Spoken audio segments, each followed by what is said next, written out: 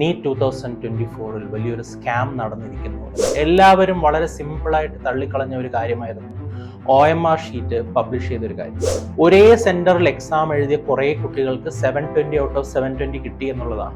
ഒരു വർഷത്തും കാണാത്ത അത്രയും ഫസ്റ്റ് റാങ്ക്സ് നിങ്ങൾ തയ്യാറെടുപ്പിച്ച ഇൻസ്റ്റിറ്റ്യൂട്ടുകൾക്കോ അല്ലെങ്കിൽ വേറെ ആർക്കുമല്ല, ആ നീറ്റ് എക്സാം എഴുതിയ കുട്ടികൾക്കാണ് ഇതിൽ പവർ ഉണ്ടാവുക. പാനിക് സിറ്റുവേഷൻസ് ഒന്നും വേണ്ട, സങ്കടപ്പെടുകയോ അങ്ങനെ ഒന്നും വേണ്ട.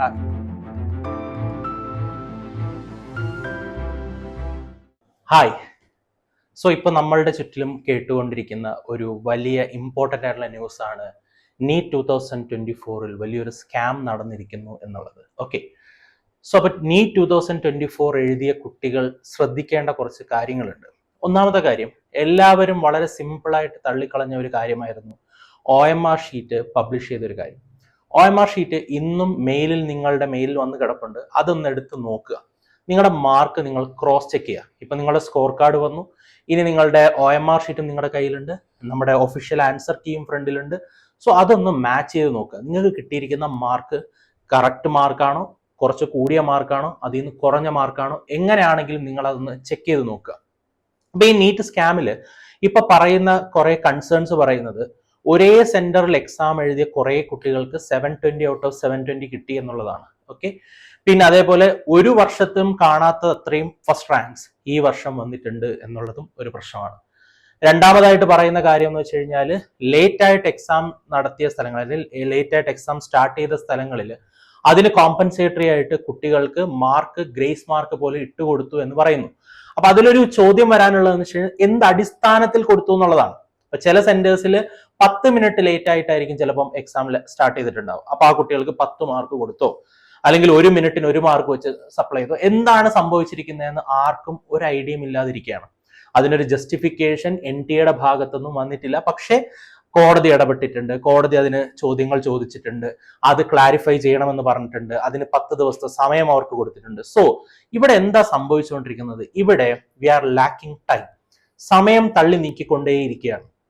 ഇങ്ങനെ സമയം തള്ളി നീക്കിക്കഴിഞ്ഞാൽ ഇതിനൊരു ഡിസിഷൻ വരാൻ വളരെ ലേറ്റ് ആവും. അപ്പൊ കുറെ കുട്ടികൾ കൺസേൺഡ് ആയിട്ടിരിക്കുന്നത് നീറ്റ് ഉണ്ടാവും, അതായത് ഇനിയും നീറ്റ് എക്സാം നടത്തും എന്നൊക്കെ പറയുന്നുണ്ട്, എന്നൊക്കെ നോക്കിയിരിക്കുന്ന ആൾക്കാരുണ്ട്. So I am saying one thing, first നമ്മളെ സൈഡ് ക്ലിയർ ആക്കുക. അതായത് ഞാൻ ഈ പ്രാവശ്യം എക്സാം എഴുതിയിട്ടുണ്ട് എങ്കിൽ എനിക്ക് കിട്ടിയ മാർക്കും എൻ്റെ സ്കോർ കാർഡിൽ ഇരിക്കുന്ന മാർക്കും അതേപോലെ തന്നെ OMR ഷീറ്റിൽ ഞാൻ ബബിൾ ചെയ്ത് എനിക്ക് കിട്ടിയ മാർക്കും ഈക്വൽ ആണോ എന്നൊന്ന് ചെക്ക് ചെയ്ത് നോക്കുക. അങ്ങനെ ഇവരിപ്പോ ഈ പറയുന്ന സമയത്തിന്റെ പ്രശ്നം പറയുകയാണെന്നുണ്ടെങ്കിൽ, കേരളത്തിലും സെന്റേഴ്സിൽ എന്ത് ചെയ്തിട്ടുണ്ട്, ഈ പറയുന്ന സമയം കഴിഞ്ഞിട്ട് ക്വസ്റ്റ്യൻ പേപ്പർ കൊടുത്ത ഇഷ്യൂസ് ഒക്കെ വന്നിട്ടുണ്ട്. അപ്പൊ നമ്മളിവിടെ പഠിച്ച കുട്ടികൾ തന്നെ എൻ്റെ അടുത്ത് കൺസേൺ ആയിട്ട് പറഞ്ഞതെന്ന് വെച്ച് കഴിഞ്ഞാൽ, 15 മിനിറ്റിന് ശേഷമാണ് അവർക്ക് ക്വസ്റ്റ്യൻ ബുക്ക്ലെറ്റ് തന്നെ കയ്യിൽ കിട്ടിയെന്നാണൊക്കെ പറയുന്നത്. അതായത് 2:15 അവർക്ക് ക്വസ്റ്റ്യൻ ബുക്ക്ലെറ്റ് കയ്യിൽ കിട്ടിയെന്ന് പറയുന്നുണ്ട്.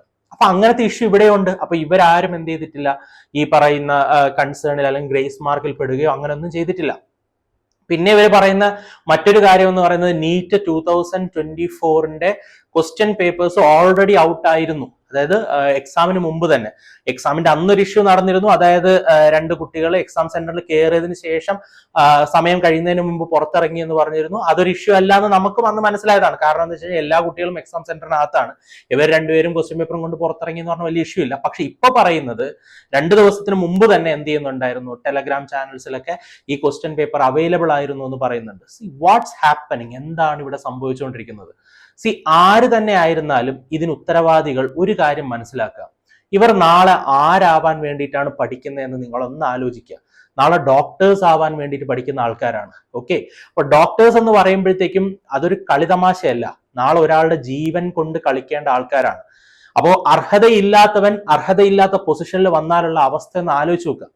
നിങ്ങൾ തന്നെ ആലോചിച്ച് നോക്കുക. നിങ്ങൾ ചിലപ്പം ചെയ്യുന്നത് വളരെ സിമ്പിൾ ആയിട്ടുള്ള ഈ ഇന്നത്തെ ഒരു ലാഭത്തിന് വേണ്ടിയിട്ടായിരിക്കും. നാളെ നിങ്ങൾ തന്നെ ചിലപ്പം ഈ ജയിപ്പിച്ചു വിട്ടവന്റെയോ അല്ലെങ്കിൽ ഈ പറയുന്ന മാർക്ക് ഇട്ടുകൊടുത്ത ആളുടെയോ അല്ലെങ്കിൽ എന്താ പറയാ ക്വസ്റ്റ്യൻ പേപ്പർ കൊടുത്ത ആളുടെയോ മുമ്പിൽ പോയിട്ട് ചികിത്സയ്ക്ക് വേണ്ടിയിട്ടിരിക്കും.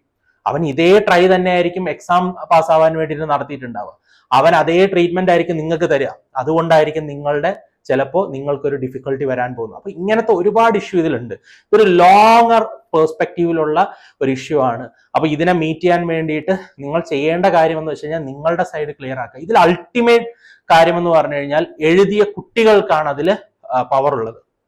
ഞാൻ ഇപ്പോഴും പറയുന്നു, നിങ്ങൾ തയ്യാറെടുപ്പിച്ച ഇൻസ്റ്റിറ്റ്യൂട്ടുകൾക്കോ അല്ലെങ്കിൽ വേറെ ആർക്കുമല്ല, ആ നീറ്റ് എക്സാം എഴുതിയ കുട്ടികൾക്കാണ് ഇതിൽ പവർ ഉണ്ടാവുക. കാരണം നിങ്ങൾ അപ്ലൈ ചെയ്തു, നിങ്ങൾ കാശടച്ചു, നിങ്ങൾ എക്സാം എഴുതാൻ പോയി. അപ്പൊ അത് നിങ്ങളുടെ റൈറ്റ് ആണ്, നിങ്ങൾക്ക് ചോദിക്കാനുള്ള റൈറ്റ് ഉണ്ട്. അത് മറ്റാര് ചോദിക്കുന്നതിനെക്കാട്ടിലും നല്ലത് കുട്ടികൾ തന്നെ ചോദിക്കുന്നതാണ്. നമുക്ക് എല്ലാവർക്കും നിങ്ങളെ ബാക്ക് സപ്പോർട്ട് ചെയ്യാൻ പറ്റുമെന്നുള്ളത് മാത്രമേ ഉള്ളൂ.